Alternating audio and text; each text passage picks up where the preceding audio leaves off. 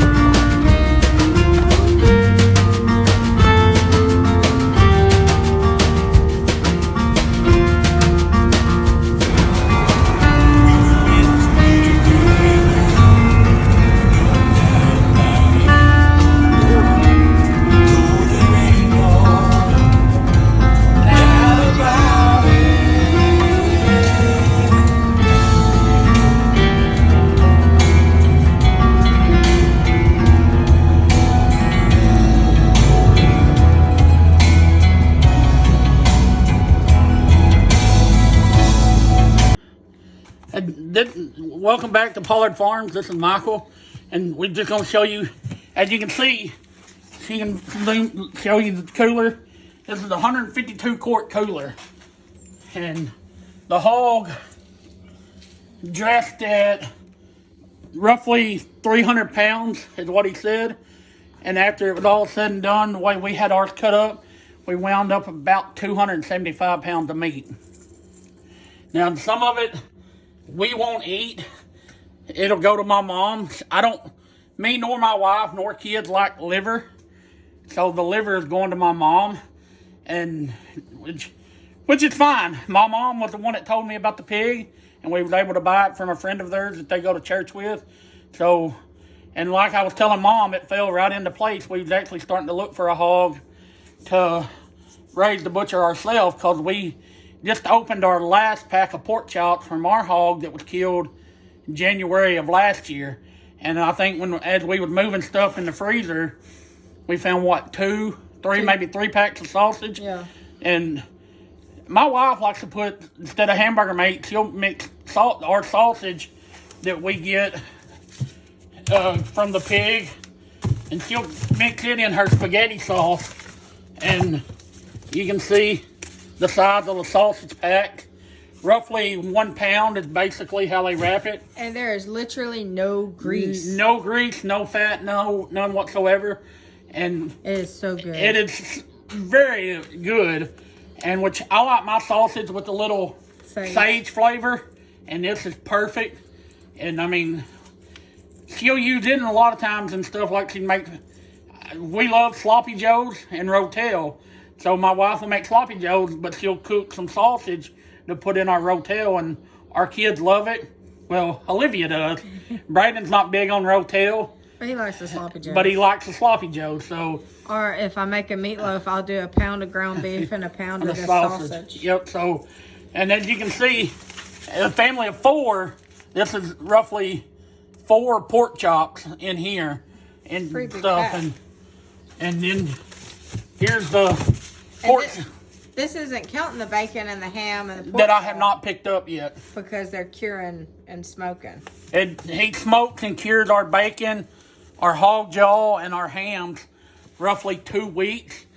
And he uses oak and stuff like that. But I got one big ham already in the freezer from my mom when she had a pig butchered. So instead of having 3 or 4 hams in the freezer, we had our hams where they're being cured and smoked for 2 weeks. And we had ours cut into breakfast, like little thin breakfast slices that we love cooked in a cast iron skillet.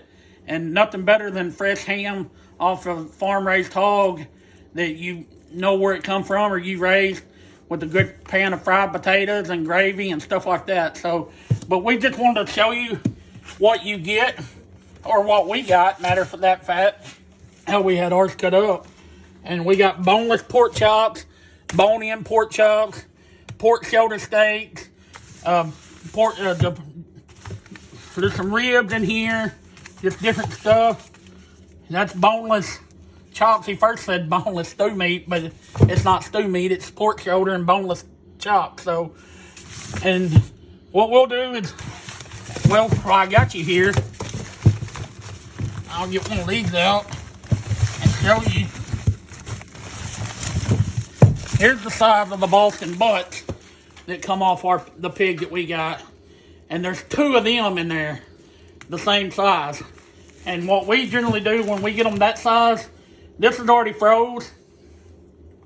But if we get them that's not froze from a store or something like that, we'll cut them in half. And I'll smoke one half, and my wife will put in a crock pot or an Instant Pot and make carnitas out of it.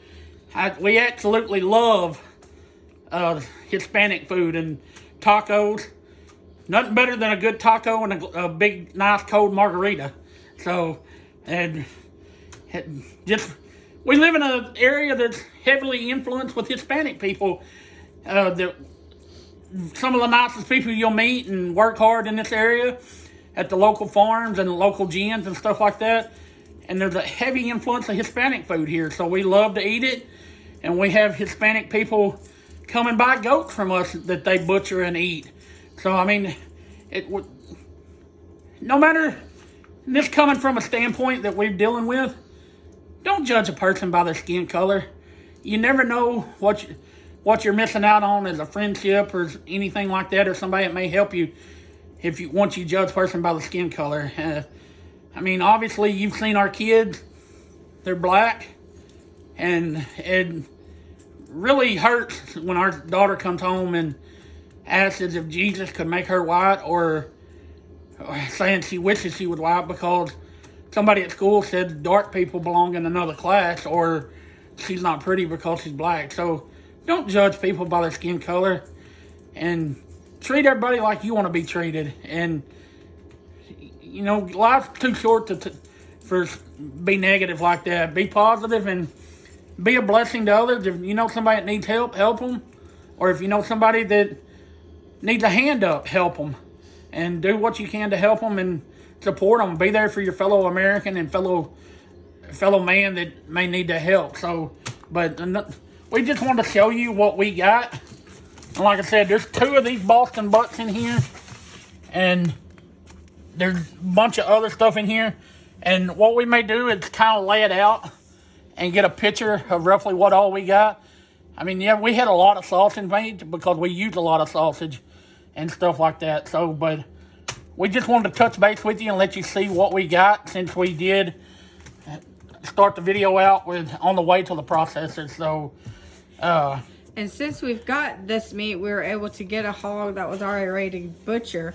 This gives us the opportunity to still go ahead and get a hog to raise up and be ready to butcher for the winter months. For the winter months. Say, you know, it can go to butcher at January, and that'll just refill our freezer a little bit quicker, unlike us having waited this long to, which we'd been looking for a while now, and just fall into the situation.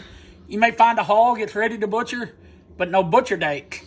And what we try to do is, knowing the butcher dates are hard to come by, we try to start with a weaning pig and raise it up to its butchering size. But this fell into our hands, or into the place to where the person already had the butcher date booked. They butcher. It's a local pig farm, local to us, and what they do with their coal pigs, they're not what I'm going to call coal pigs. They don't make grade to be sold as a show hog. They raise a lot of show hogs and stuff, and they raise tremendous bloodlines of show hogs, but they got some that may not make the cut for show lines and whatnot, and they'll raise them and get them up to weight, ready to butcher.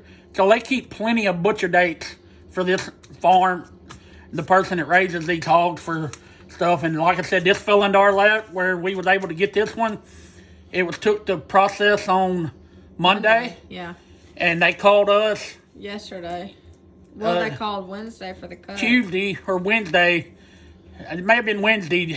Wanted to know how we wanted it cut, and then it was ready to pick up yesterday. But we waited till today, so we didn't have to rush, because my wife does work third shift at a local factory and whatnot. So on Friday mornings, we try to do a lot of our running, or Friday afternoon and everything. So, but we were blessed to have it, and we'll be, like we said, we're hoping to do a processing butchering clinic on chickens. It depends on if the avian flu will allow that. And, you know, if they don't allow us to gather and let other people come and visit and learn how to process them, we're still going to process them ourselves. So we will be making videos of that. But we'll be butchering chickens in a week, 2 weeks. Well, the projected date was next Saturday the 9th. Next Saturday the 9th. Just depends on what we got planned. Well, depends on the weather, one. Yeah. And they're growing out pretty good. They're going out good. So they should be about ready for So next they should weekend. be about ready April 9th. So, and we'll be able to use the same cooler. We just bought this cooler, Yeah. to be honest with you, at Academy. And it was on sale as a good deal. And they take, what is it, PayPal? Yeah. And you're able to get it. You can get stuff on there, and you can pay roughly, what, $90? Yeah. And you can pay it in 4 payments. So, like the day we got it, they took a payment of $20. Like $20. And then 2 weeks later, they'll take another payment of $20. So if that's something you need, look at that and possibly get that set it up with PayPal. But we're going to use it now, as we did today. And then when we butcher chickens, we'll be using it. What we'll do is lay chickens in and then put ice over them and let them chill for 24 hours. and then, which we'll show y'all that process on video later. But generally, we let them chill for 24 hours, and then we shrink. Texas shrink wrap. Texas shrink wrap bags. We order from a person out of Texas, and if you're looking, if that's something you're doing, that was a kid, a FFA kid, FFA and 4-H kid that designed those. So we support him buying them, and what we do is roughly heat our water to about 180 degrees, I think. Yeah. Dip them for a little. It's got a little straw that you put inside the bag and close it up, and then when you get it shrinked up tight, you just pull your straw out and zip tie the bag shut and everything. So it's very handy. I think the kid come up with a tremendous idea. I mean, I wish I could have come up with it, but like I tell everybody else, I'm always a day late and $1 short, but that's the story of my life. So the only thing I did right is marrying the beautiful woman behind the camera and having 2 beautiful kids. So, but otherwise, I'm a day late and $1 short on everything I ever done in life. But we want to, like I said, touch base with you on the pork again, show you what we got. And as you can I'll see, show you our freezer here. I'll give you a before, which I've kind of cleaned some stuff out that I'm moving to one of our other freezers. And you see that big ham right there. That came off one of the hogs, roughly our size. It'll probably get moved to our other freezer.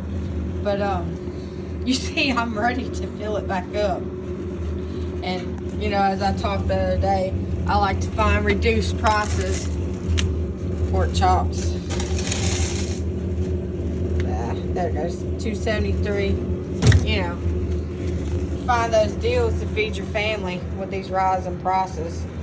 and look, you look at the top there on the left corner, and that's this woman behind the camera. Don't throw fish back. Nope, I don't. So That fish, that's small cutlets, that's actually about to be ground up into where I'm planting my tomatoes. So that's going in the garden. That fish, that's going in the frying pan. But yeah, got berries, juice. I'm moving some berries and other juice to the other freezer for jelly making. But anyways, this is what's going on today. I'll bring you back once we have it filled. Some of this may end up in the other freezers, but this is what we're doing. So we'll catch y'all later here in a little bit. all right, we got it all unloaded. I think we wound up with, well, as you've seen here, we got 2 big Boston butts, and then we got 35 pounds of sausage. I think 10 packs. No, 18 packs. 10 packs of pork steak. Yeah. And 18 packs of pork chops. Some are boneless, some are not. And then we got 4 packs of hocks, 4 packs of the neck bones. And I mean, you got to take into consideration it was a 300. It processed out at 300 pounds, and then we wound up with like I said, the hocks, and then I'm knocking stuff over, but the ribs and the rib ends. And what we'll do is we have a lot of bacon cut off our hogs, so he cuts high up on the hog, so we don't get a lot of ribs, which is fine with us. There was a whole pack of ribs in there, a whole side, but the rest of them was just cut into pig rib ends. And what we will do is, like with the Boston butts, we'll cook them down in the crock pot and make carnitas out of those, pull the meat off and make carnitas. Now the whole pack of ribs, I'll smoke them on the pit for my wife and son. They absolutely love them. And a lot of times it's a foot race to who's going to get them, because if he gets to them first, he's going to eat them all. And if she gets to them first, she's going to eat them. But Hey, I know how to knock that kid out the way. What you talking but about? I make that joke. This kid is 8, and he eats like an 18-year-old. But he had both of his teeth on the front right here on the top and bottom pulled at the same time. Not pulled, he lost them. He lost them. They weren't pulled. They wouldn't pull. I pulled them because they was loose. And it come his birthday, and we asked him what he wanted for his meal, and he wanted ribs. So I smoked ribs on the pit, And then I got thinking, son, how you going to eat them ribs with no front teeth and no bottom teeth? He had it over here to the side, twirling it around and eat them. He picked the bone clean, so if there's a will, there's a way with him. So, but we just wanted to let you know, once again, like we said, you'll see the before, and this is the after of what, and like my wife said, that's just... And that's not even the bacon, that's not the hams, that's not, what else? The hog jaw. The hog jaw. So, this is what a 300-pound hog looks like put in the freezer. That will last, well, I say it'll last a while, but like my husband just said, my 8-year-old eats like an 18-year-old. But that's all right. But the last hog, feeding. the last hog we had killed, I don't think was that big. No, it wasn't. And we had it killed in January, and like we said, we just opened our last pack of pork chops. And there was still one pack of sausage in there. So it'll last us a while. And when my wife goes grocery shopping, even though we got pig meat in the freezer, she comes across the deal, she'll pick it up because, just like everybody else, a penny pincher, you can't pass up a good deal when you come across it, whether it's something you already got in the freezer or not. I mean, and even though I've got those 2 honkin' Boston Butts in there, our local grocery store will normally run during the summer Boston Butts either 89 cents a pound or 99 cents a pound in the twin packs, and they'll take them and cut one of those twin packs up into pork steaks for us. Yeah. And they'll cut the other Boston Butt in half for us so that we can freeze it already separated in half. Yeah. And that half, if he smokes it on the pit, will feed the 4 of us. Just the half of that Boston Butt will feed the 4 of us for at least 2-3 meals. Yeah. So, I mean, that Boston Butt in there, if we cooked that whole thing at once, it would feed us it all would feed us for a week.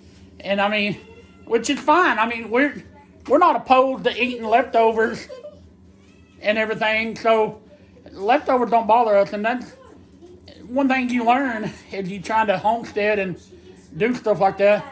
Don't be afraid to eat leftovers and